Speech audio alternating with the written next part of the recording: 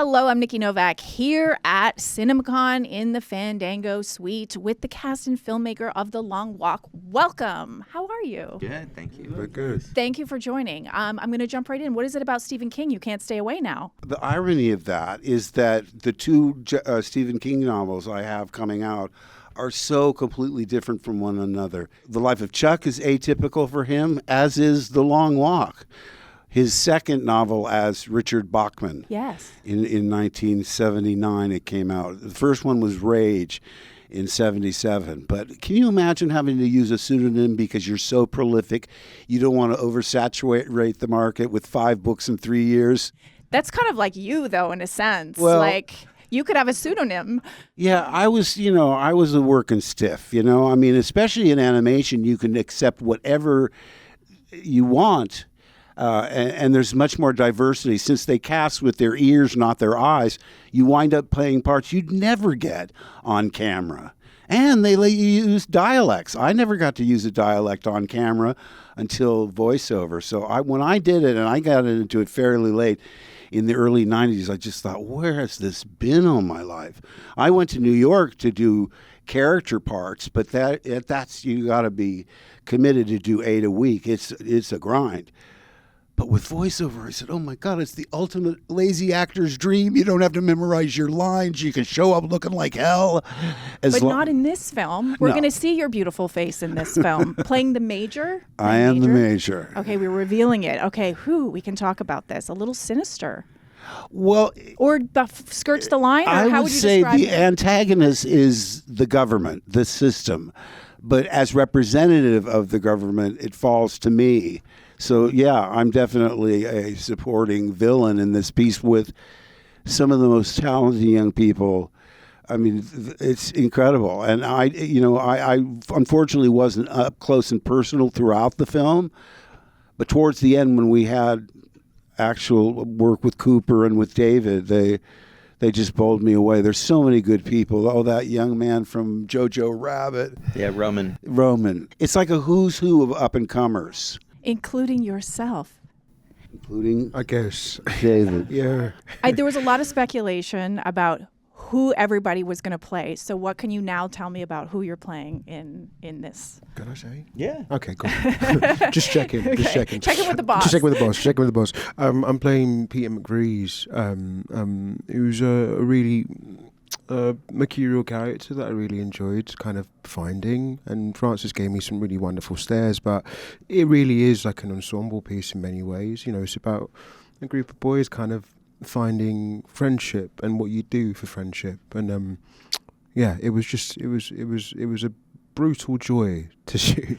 Yeah. Let's say that. Yeah. When you say it's about friendship, it almost sounds like it could be a comedy or something, but this is anything but. So I want to go to you, Francis. This is a very brutal story, and from what I understand, you really wanted to do this. This is a passion project for you. You loved the book. So what was it about the story? You're used to doing, dystopian worlds. How will this distinguish itself from like the Hunger Games, and what kind of world have you set up for this film? Yeah, I read the book maybe 20 some years ago. It kind of crossed my desk, and I read it and fell in love with it. And then unfortunately, somebody else got the rights to it. But it was always sort of in the back of my head. I shared it with my kids. It's one of my son's favorite books. And then it just kind of came back and landed in my lap. Roy Lee, one of our producers, brought it to me. And look, I love Stephen King's work, and I love the intensity of the story. I love the conceit of the story. I love when stories have conceits that make the audience or the reader imagine themselves in it, whether or not they could be a part of it. How far could they go? Could they do the things that these young men are doing? I love that idea. But what really stuck with me was the sort of camaraderie and the brotherhood of the boys. It's the dynamics, the relationships, the emotion of the story. And what differentiates it, I think, from Hunger Games, because there is a contest, it is deadly, is that this is a very sort of authentic, grounded, realistic world. This is not a fantastical world. It's not a sci-fi film. It feels rooted in a reality and makes it very believable. From my understanding, you said that you had license to really go there. It's an R-rated movie, obviously. So what can you say about, like, how dark does it get? I mean, it gets it's a dark story. That's why I was saying what was important to me is the sort of the light of the emotion. But we were allowed with, language, the violence, which is also very important to the story, of being able to get very intense. I'm not one to sort of really fetishize gore in any way and really sort of like overly be really gratuitous with it. But there is a real intensity to this that we don't have in the Hunger Games. There's a lot we can't show in the Hunger Games because of what that target audience is and needing the PG-13. And with this being King and having a different kind of audience, there's a different level of intensity to it. The dynamic between you two in the film, what can you tell us? I'd probably rather talk about the dynamic in real life, which is Yes, please do. I'm here with Mark Hamill. That's crazy. So I'm happy about that. I'm glad you said it, because I was going to say it, but I'm glad you said it for let's us. just give me some fan. Now, honestly, on set, we shot chronologically, which was really fun and I think really novel for all of us and very, very useful. But all of the young men, because of the character he played, as much as they wanted to talk to him, all chose not to. They were afraid of liking him, and they didn't want to until the very end. So it's like showing up to a party you weren't invited to. I get it. I'm being shunned because they're good actors. That's the amazing thing. Now to see them, now that they're wrapped, it's just another world. I mean, I never really talked to Cooper until he was completely wrapped. I left David alone, but I can't wait to see it because these are some really strong talents.